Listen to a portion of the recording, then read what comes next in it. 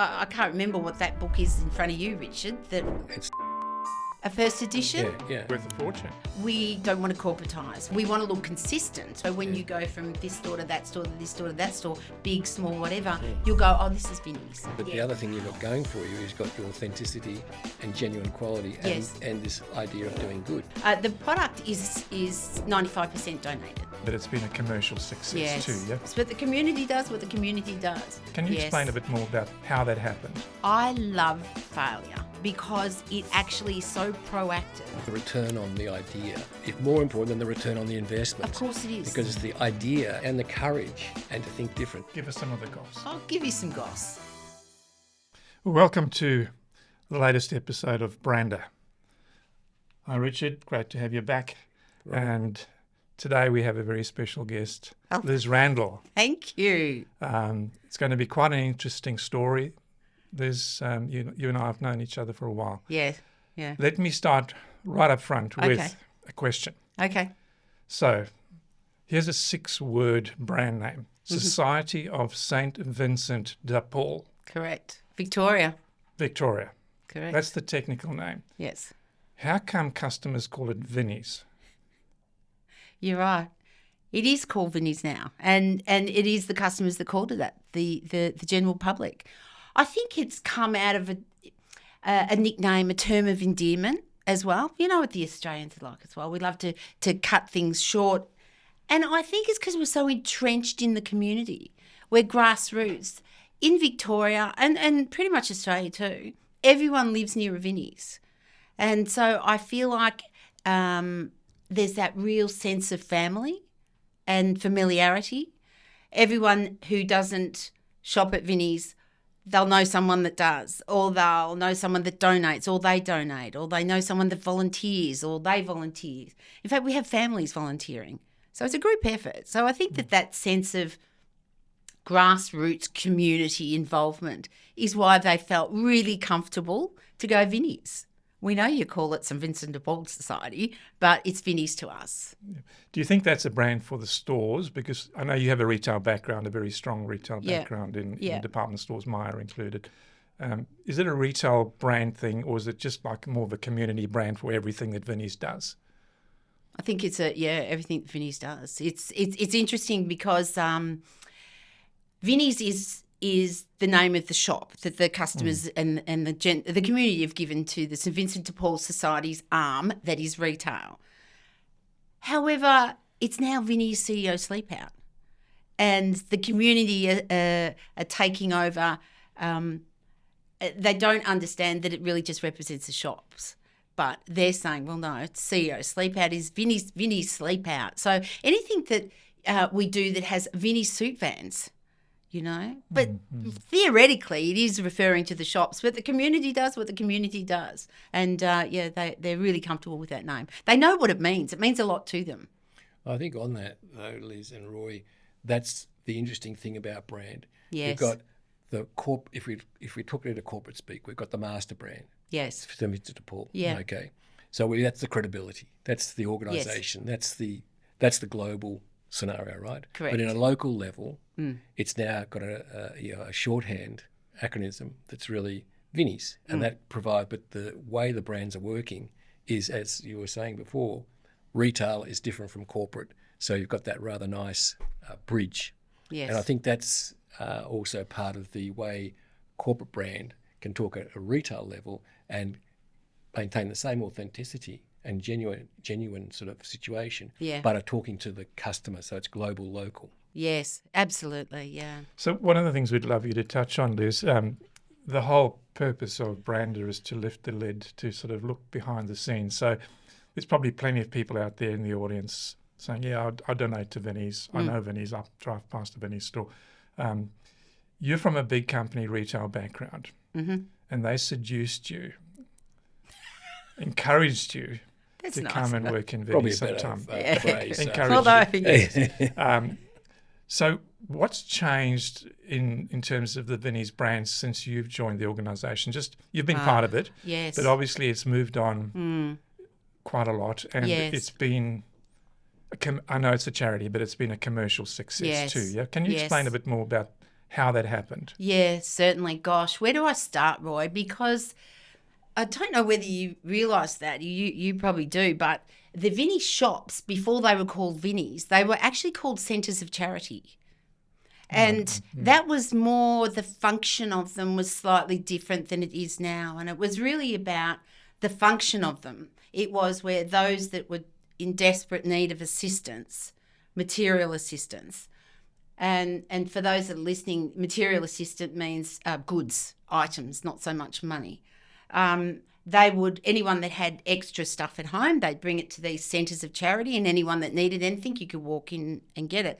Well, what was happening was there was excess left over, and people needed assistance in other ways. So, the what we call conferences, they would then sort of start selling off some of these items, and they could then give you electricity money or whatever it was back then. So the function slightly changed, and I came on board about 13, 14 years ago. Yep. And the function was really changing, and for many reasons. And one is because the world of retail was changing. And it was kind of that the customers became, they weren't shopping there only because they were in need of items. They were shopping there because we have such an amazing eclectic selection. They were shopping there because it's so value driven. Notice I say value and not so much price only, because it is an equation that we have to talk about. But so they came to us looking at the range as a retailer. So we had to decide back then, what are we going to do? Are we going to throw our hat into the retail ring? And if so, we're going to have to survive against the big guys as well. The multi-box, but also department stores, DDSs, all those different types of retailers. So it was really important for the society's survival that they made a commercial go out of their shops. And so that's what we did. And that's when they decided we better have some people that know something about retail, because this is the only retailer I've worked for that retail's not the primary arm. The primary arm is the charity and the good works that the society does. And so these people were fabulous at that. But did they know how to? Yeah. Not so much. Not to elevate it to where it needs to be, because retail was closing in. And so there was some decisions that had to be made with the expertise of people in the industry. So they started employing retailers. So you came in from a buying background. Yes. Just explain more to the audience about how you source your product, because obviously most people would think it's donations. It's still that. It's important. It's hugely important. Yes, yes. How do you actually put a store together? Where do you get your product from? Good, long question. Long answer to that question. The product is 95% donated that you find in our stores. Yep. It will always be the backbone, and it comes from the local community largely. Those that live near us, near our shops, donate to those shops. We also have amazing corporate support from retailers that either have, it's a range. It's end of runs, cancellations, closing down shops. So they're not all just the big conglomerates. A lot of them are people that have had online stores that didn't work, or they have had, change of direction. And we're the benefactor of that, of which we're so eternally grateful, because it really is that eclectic range that keeps the customers coming back. So how do you control the brand? I mean, if you're a retailer, you can sort of control your brand with a buying team and a buying strategy. Yes. It sounds like you have not as much control as you used to have back in the department store environment. How do you bring the brand to life around that very diverse offer? I understand. It's about making the brand make sense, making the donations and the product make sense. And that is through our layouts in our stores. So we had to do a lot of work around getting our stores up to a standard that was going to be acceptable, because we know that our consumer shops across Kmart, Vinnies, Myer, David Jones. They shop vertically and horizontally. Yeah. But we had to bring it up to those standards. But what we can do is to make it easy for the customer to know how to shop. They have to make a commitment when they come into a Vinnies, and that is time. They love to do that. They've made it into a sport. They've made it to recreation. And what we do is we work our floors that, okay, if you're here and what you might know is that you want to have a look in the apparel area. Well, it's over here and it's all together. So we want to make it easy for you. Yes, we know, men, you like to shop in the men's. The men's is over here. We clearly define it in a manner of which is consistent with that product. So what we try and do is we try and make a logical sense out of non-logical items, meaning we don't get depth in size 10 black turtlenecks. But what we do is we'll group the products together, the gender together for you, and then we'll colour block within that to try and help with that decision making. And so you know where you are in the shop. I think on that note, talking about the retail strategy there, I think there's this aspect of the mystery and the discovery. There is. Curiosity. Yes. And the other thing that's so characteristic of the Vinnies stores is, as you said, time. There's no pressure. There's no music blaring at you. There's no people running around with trolleys and things. It's just it's a different cultural sense in your mind. Yes. I think I think people are looking for that. Yes. Because you can go everywhere else and there's all this noise and even the way the prices are presented, etc. It's much more discreet. It's much more personal. And this idea that you might find something that you never thought existed is that sort of, I think there's always like... surprise and delight. The surprise and delight, exactly. And we like to lean into that. So we don't want to take ourselves, and you know this from the work that we've done together, Roy, we don't want to corporatise. We want to look consistent. We want to know where you are. And so when you go from this store to that store to this store to that store, big, small, whatever, you'll go, oh, this is Vinnies. And we have a recipe. But that product, that eclectic product, we want to lean into that, and we want the customer to be surprised and delighted and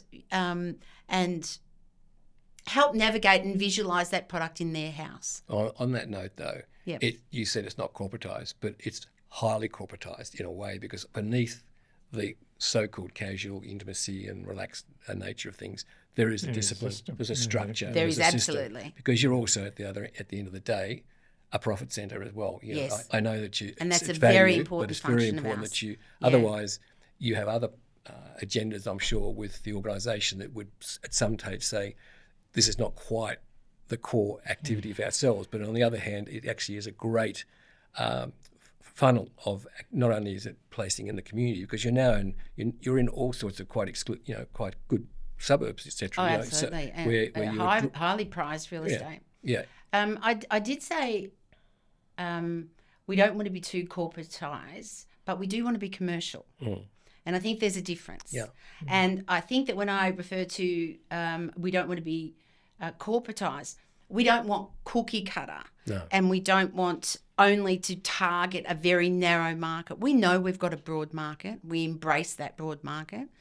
We know that we've done a lot of studies on our customers. We've done a lot of market research, and we continue to do that, because the one thing that is true across every retailer is listen to your customer. They'll tell you.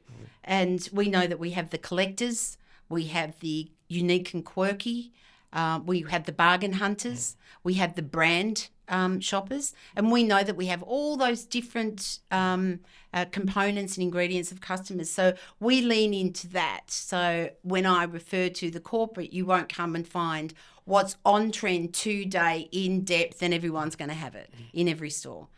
I think that's where you could call, Roy, in terms of brand, we always talk about brand of relevance. Yes. So we talk about the passing crowd on a tour or something, and it's always moving. Yes. And your brand is changing with a retail mindset that you have. Yes. You're continually attuned. Yes. With where things are going. And the mindset at the moment, I think, is that people do want to have this sense of closeness, but they also, I think, the great thing you've got is that you're doing good. your values are still and that's there. important We talk to about them. in brand always the values. Yeah. The values you have is quite clear, because the people that are working with you are also ambassadors for the brand. Yes, they are. I think that's an and it's incredible very often that our customers and our volunteers are people that we've helped in the past from years ago. You know, I know from talking to you and knowing you for quite a while, there's 1,000 stories. Every day there's an amazing anecdote. So one of the things I'd love you to share with the audience is a little bit of the storytelling. So tell us some of the things that happened just in the last week or two that stayed with you about, these are customer stories. Okay. Give us some of the goss. I'll give you some goss. I don't have to go back a week. I'll go back 24 hours yesterday. And this is a lovely story because it actually it's a full cycle, end-to-end story. We have one of our donors, a very, very good donor, consistent donor for the society. And I say that because largely on the fundraising side. Anyway, this donor had a caravan. I'm not saying we have caravans for sale all the time. I certainly am not. But he had a caravan. He couldn't sell it. It was an extremely good caravan, 21 foot and very high value. He tried to sell it. He couldn't get it. He couldn't be bothered. And he said when I was talking to him, we've just opened an e-commerce store, Vinnies online. I've just sold a forklift and... And it was wonderful. The forklift went to a new startup business, a little family business. It was going to help them. It wasn't a deal breaker. They had one, but it was going to enable them to do. And they couldn't afford one. But they could because, our house was really good value. It was 20 years old. We had it looked at. We were honest and said, here's the, if you drive it carefully, it should do you well. Anyway, he goes, I've got a caravan. Do you want that? I go, yes, we'll have that. Of course we'll have that. And so... we got the caravan. We've had quite a bit of interest, and we finally sold it yesterday to a wonderful couple that had driven all the way down from Kerrang. And what made it lovely is the story behind it. Like, we're best of friends now, and they are caravanning people. They're probably empty nesters, and they take their dogs away. 2 little dogs. Well, a little dog passed and now they're big dogs and they needed a bigger van. I'm not joking. This is why they had to change their van. So, they came to have a look at this and the lady walked in and said, there's a nice big couch, can't remember the name of the dog. It was after a chef. But anyway, they can sit up there on that couch and they can fit in there, and we're going to take it. So that they're going to Adelaide, they're going to, in their maiden voyage, they're going to South Australia in this new caravan they got because we were able to, sell it for what we consider the biggest thing we've ever sold. But in the scope of where the market sits, it was a very good value. And, of course, the donors there, we've got him on one phone, because they're asking quite complicated questions. What were we, about some light thing? Oh, and, what about the light? Yep, no, tell them this. No. Okay, this. Anyway, it was a wonderful deal. And the donor, I said, give us a ring if you sell it. Good luck, guys. And these people actually hooked it up and off they went. And so clearly they will be driving around Australia right now with the Vinnies logo on the caravan. I hope you're enjoying your trip with your beautiful family, Fluffy. Oh, that's great. Yeah, so there's always stories like that. Yeah. And with every garment, I've got some stuff here in front of me.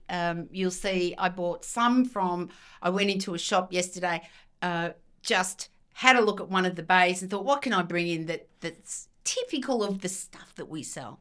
Anyway, so I've got some stuff here, and this is some of our Vinnies brand that we have as well, which we'll probably cover later. But you'll see the ticketing that's on these items here. Can you just describe it for those people that are not watching a video version? It's a large ticket that has unique written on it, and it is enough space so that the sales team are able to write, well, what's unique about this? Because we know a large part of our customer base is unique and quirky or collectors. So there's something about the features and benefits of these items that we want to communicate. And this is a great space. When I introduced this about 10 years ago, the stores were like, I'll put, book. Now they're writing, it's a circa this and it's a this edition and it's, or a wedding dress has been used here, and it's almost getting a bit of a bio on some of these items. So every item has a story, not every item's got a story. How good's that? I mean, I've been in stores, Hawthorn, I'll call it out. We had a beautiful handmade wedding dress, and it was up on a mannequin. Well, customer walked past and goes, "That's my wedding dress." I go, "What? Oh my goodness. My daughter's brought in my bag of donations I asked to bring in, but she's bought the one next to it, and that's my..." And this... Fantastic. And she goes, "I want to buy it back." We go, "Look, you can have a gold donation, that's all you can have. We're not here to take your prized possessions." But, everything's got a story. Things have travelled the world. Things come from, all eras in the past, all generations. I mean, some of the stuff here, I bought comic books. They're a great addition, and I can't remember what that book is in front of you, Richard, that I bought. It's Les Miserables. A first edition? Yeah. First edition. Yeah. I know. That would be worth a fortune. Yeah. And I bought these other items in here. These are dolls. I bought these because who I was with, one of my colleagues, Louise, who's sitting quietly in the corner, she remembers them from her childhood. So there's often, I said, be careful, Louise quite new, I said, you'll end up replicating your childhood or your grandmother's home in your home, because that's what you do. So everything has a memory that we have, and we understand very clearly that when you donate to us, you're choosing us over a lot of other either methods or of selling it yourself or places to donate. You've chosen us, and we take that quite seriously. And we honour that donation.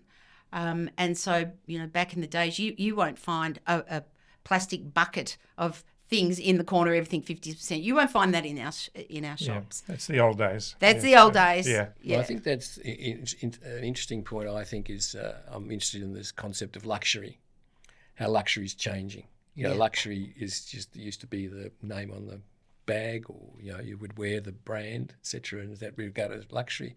But luxury is shifting because people see luxury as being those found things, those special things. Like, to someone, this would be a luxurious item. Yeah.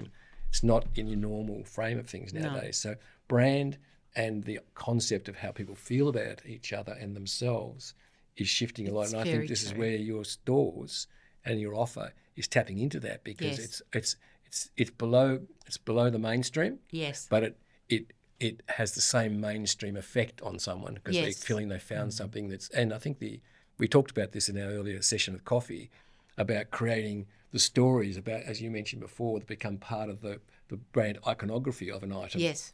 So, you actually can have that history there. So someone takes it home and has that story. And young people will do it just as much as older people. Just on the young people, you mentioned eclectic range.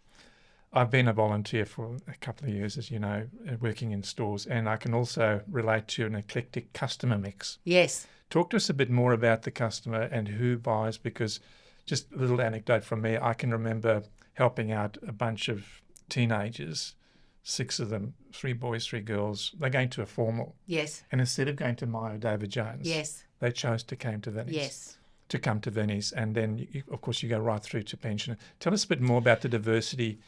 What does the brand mean to young kids, teenagers, older people? It's quite a universal brand. Explain a bit more about that. You're very right, and I think that's what back onto this whole we're entrenched in the community, is there's a high level of trust with the brand Vinnies, and you've used the example. We get debutantes, we get Mad Monday, we get all of the different occasions throughout the year that people choose to come to us, and it's come to us first. You may not find something, but come to us, because chances are you will be able to find it. And now we see that the young kids are coming to us for, they've just discovered books. Isn't this wonderful? They've just, it is not a bad idea. So we do have the young kids coming to us for Mad Monday, or dress up here, or, formals. Or even, I'm going out tonight, I don't have a lot of disposable income, but I'll be able to make something, because you see, we're now on TikTok, and we're talking to that customer now. We're now on Instagram, Facebook, but TikTok particularly. It's just a huge following because we speak in a tone of voice that's familiar to them but also relevant to our eclectic range. So it's really interesting that we have a VIP club. So we can reward our customers at whatever level it is, and this is really appealing to the younger generation as well. They get points for every $1 they spend, and for every 200 points they get a $10 voucher automatically sent to them. Well, this is what I was saying before about brand being relevant. You're actually talking to the customer in the ways that they understand, but the other thing you've got going for you is you've got your authenticity and genuine quality and this idea of doing good. Yes. I think that's something which is being looking for nowadays. I agree. And doing good also in terms of we're going to help you save money. Like we'll help you earn points and get extra money that will help add value to your shop. There's another item that's become a product. It's a gift card and it's called the Vault card. And it's an everyday card and it's buy it today for $20 and tomorrow it's worth $24. Wow. I thought this might be a good idea. Let's try this. Well, this is now, and we do limited edition ones, one for 6 weeks before Christmas. Spend $40 and you'll get $54. I am telling you, we sell thousands and thousands, and there's no expiry. So you can, and we have that one of those in winter for 6 weeks, and one of those at Christmas. But Roy, how creative is that of the organisation? And how quirky is that? Quirky, creative, innovative, rewarding, fresh. Something to tell a story about. Yes. It's not just sale or discount or that. It's actually a whole attitude that actually then creates almost a tribal language about this thing going. Coming back to the word that was used earlier on, corporate. I think what's happened here is really interesting because. Liz, I think I could describe you as originally your career as a big company person, working in that environment that was quite structured in a way, but you've got enormous talent. And now suddenly you're able to express your freedom. Now, if you try to do that back in the day, you would not have been able to do that in a Myer environment, whatever. But now you've got this freedom. Yes. So I kind of see there's a bit of power behind the brand is the people behind the brand, of which you typified, and I know a lot of your colleagues. So you come to an organisation that's smaller, totally different business model, and suddenly you can be creative to support the brand promise. Yes. So has that been a big thing? I mean, you've been there how long? 13 years? 14. Each day is still exciting for you. I can see the passion in your voice, in your face, and how you talk about it. It is. So that's been exciting for you, right? It's been exciting because with obviously the amount of staff that's employed is very low. So you have to be a jack of all trades, master of none. But also, it's very possible to sit there and discuss something in the morning and doable and doneable. And it will be in work that afternoon. It will be live that next morning. So there isn't that red tape and that hierarchy that you find in other areas that are probably necessary in that business model. They're not necessary. The other thing that creates and breeds this is the freedom to fail. I love failure because it actually is so proactive. The Vault card came out of failure. And many things that we try, that didn't work, but oh my gosh, that worked. Look. I can give an example of, I won't go into great detail, but we opened up a warehouse and we thought we'd structure it down to 57 product types and blah blah blah, and it didn't work. It was too labour intensive and so on. But what we learnt out of that trial was it gave birth to departments. It gave birth to categories that we didn't even see because we don't know what we have in any store at any time. We don't know. It's a surprise to us. Yeah. A surprise to the customers. It's just as much a surprise to us. And it never ceases to amaze me either. And so you're going to have limited amount of ability to create frameworks around things. But you've got great amount of creative license. A lot of energy.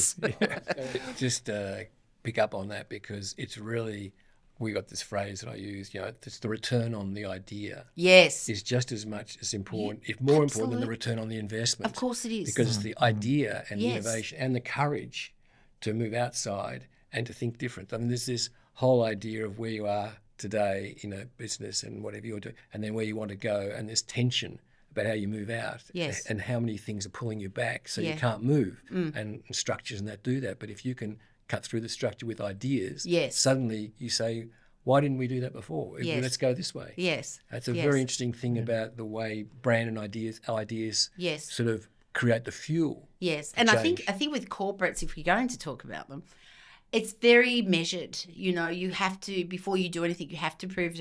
Well, the good thing about us is failure is measured, but in a different way. So there is that freedom to be able to do that. And we'll try. Oh my goodness, the pilots we do. You've no idea. I've got one in front of me. Yeah, the investment side, just picking up on your word, Richard, the investment from my, pretty close knowledge of Vinnies is there is very little money.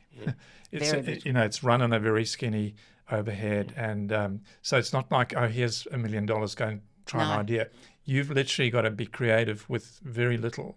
Oh, How do you just talk to us a little bit about the commercial success of Yes. that? And I know some of the numbers, but what happened when you rolled out this sort of new idea, the new brand and the new Yes. store design and whatever? For the first couple of years after doing that, there was huge commercial success. Without going into the specifics, give us some idea of the order of how successful it was for you.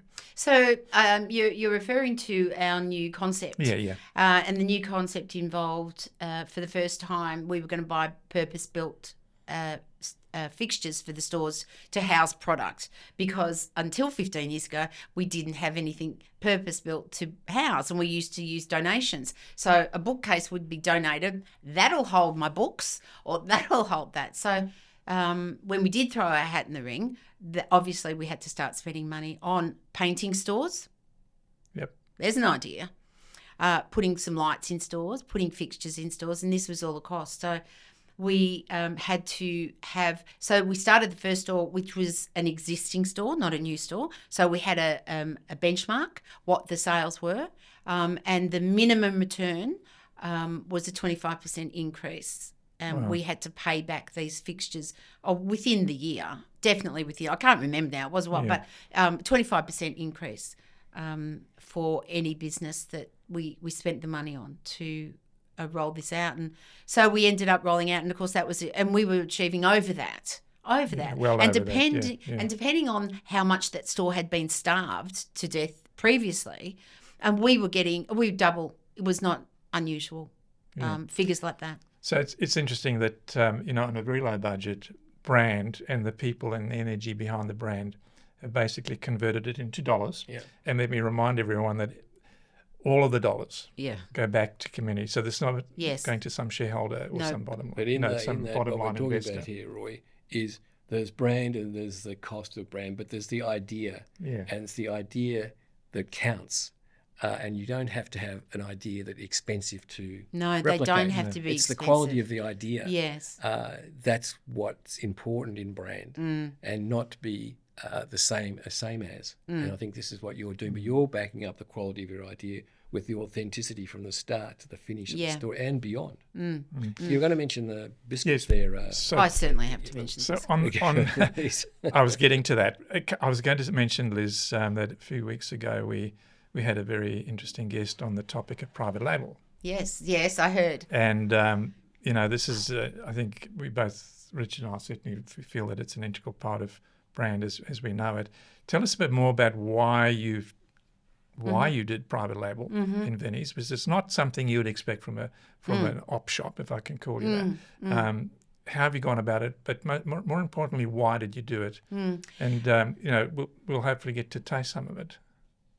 Certainly can open some of those.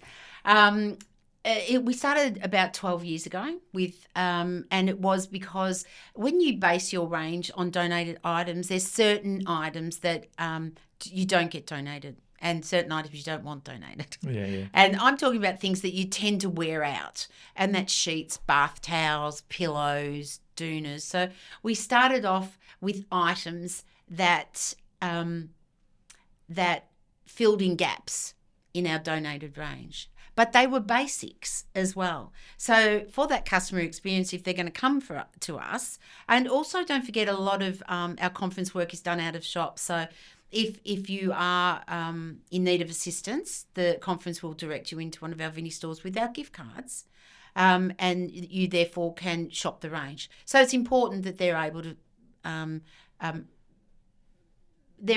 buy things that accommodate all areas of their Could lifestyle. I just pause you there for a moment? And when Liz was talking about the gaps in the market, it's exactly the same thing that Shane Lipton from Bunnings, who was consulting to them, yes. he did exactly the same strategy. He saw the gaps in the market because the range in Bunnings at the time, had some openings. He then created the private label, which is the stories, and filled those gaps. Yes. Which is exactly, it's like mortar in between the bricks. And it's exactly wonderful what you're because doing it there. gives you then the ability to be very personal with your customer, very up close and personal.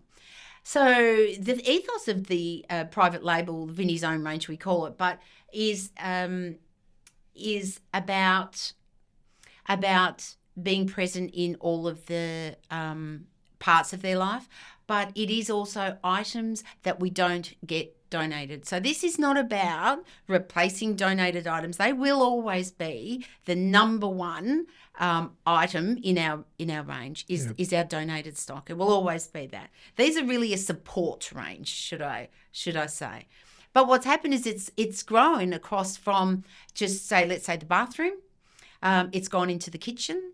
It's gone into the bedroom, nicely, of course. But it's also gone into, I've got items here now that are into the pets. They're a very important part of the family. They're a very important member. And so I started off with doggy poo bags and literally As you do.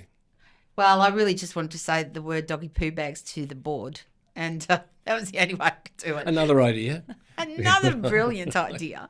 And it goes across, I bought just some items here. Here's some teeth cleaning, knowing that it is the number one expense for pets with vets is oral dental hygiene. So that's there to help out. They're a great success. So we've just added some eye wipes as well. So you see how our product is also a little bit unique and quirky? But in that quirky, this is also very authentic. This is within the Vinnies culture, but also the tribe. Yes, you wouldn't expect to have something with some expensive thing with Exactly. embossing and gold things, etc. It wouldn't fit No, that's within right. your authenticity. Correct. But it can still have a value in terms of its product, because that's not the important thing. The packaging is not right, because people have already bought in to the quality of the brand through the presentation of the overarching brand reputation of Vinnies. You wouldn't be getting something in Vinnies that would probably have some issues and problems with, because you would have really sorted that out before you put it in there. Yes. Can I use a boring word just to bring it to another slightly different angle? That's the word economy. Now, we're in a, I don't have to tell you, you know more than we do.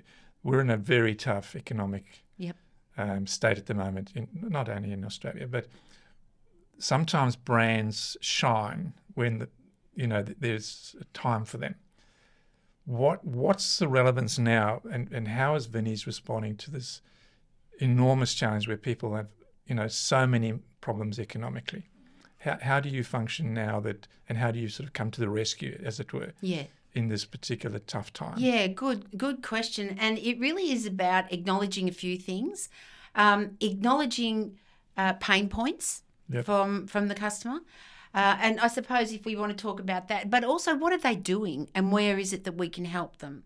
And I suppose the biscuits is a really good example of including that in our range. Our price point is $1. Wow. It's cheaper than Aldi. We know. And the quality is amazing. And they're cream biscuits, not just plain. So you've got 2 varieties and you've got different flavours within that.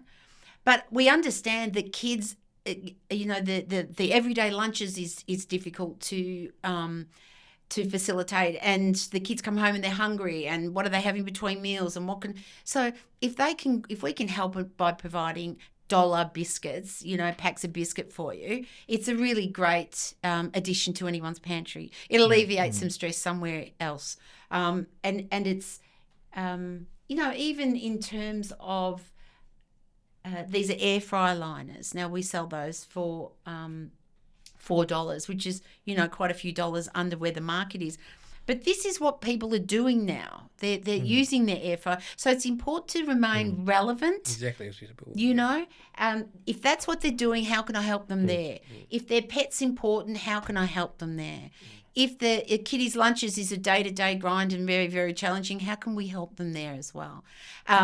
Top that on top of your VIP points that we'll give you if you use that. Top that and use one of our Vault cards. We're really now starting to get some cut through in this this fight you have with the economy as well. So are those products available in most stores? Or most stores? Most stores, yeah. Items might vary from store to store. Yeah, of course. But most stores. These are quite new, the biscuits. We've rolled them out to 50 of our 130 whatever stores.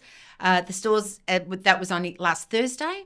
The stores are screaming, those that didn't get it allocated, when can we have it? So I'm expecting they'll be in your stores within 4 to 6 weeks. So we're getting towards the closing stages, and traditionally we like to ask 2 questions. Richard will get the last word. I'm going to ask you, with all of your years of experience, both in corporate and particularly in Vinnies, out there, the audience that we have for Brandr is businesses, startups, young entrepreneurs, older people, younger people, people who actually maybe had a sleepless night last night because they're worrying about their brand. So can you maybe just distill 1 or 2 learning points or action points? So I'm listening to the podcast, I'm in the car, and I've got a branding challenge. What are the 1 or 2 things you would be advising somebody in business to do about their brand? If they have a problem with their brand, what should they do? Oh, can I be boring? The answer, there's a lot of answers, but the one boring thing is get in contact. Talk, listen to your customer.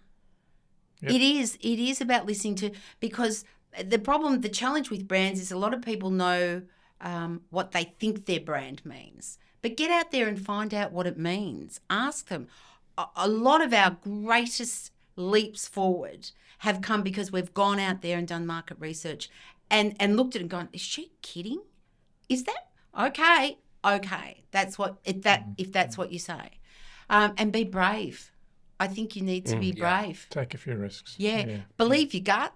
Do you know? And it was very challenging when I started. As I said, retail's not the primary arm. And so many of the things the concepts I came up with at the time were like, what?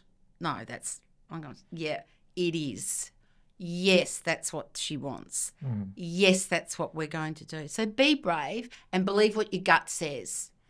Okay, Liz, so as Roy said, we are coming towards the end. Yes. And I don't like to bring age into a conversation like this with someone like you. Well, we don't, no, do we? we don't.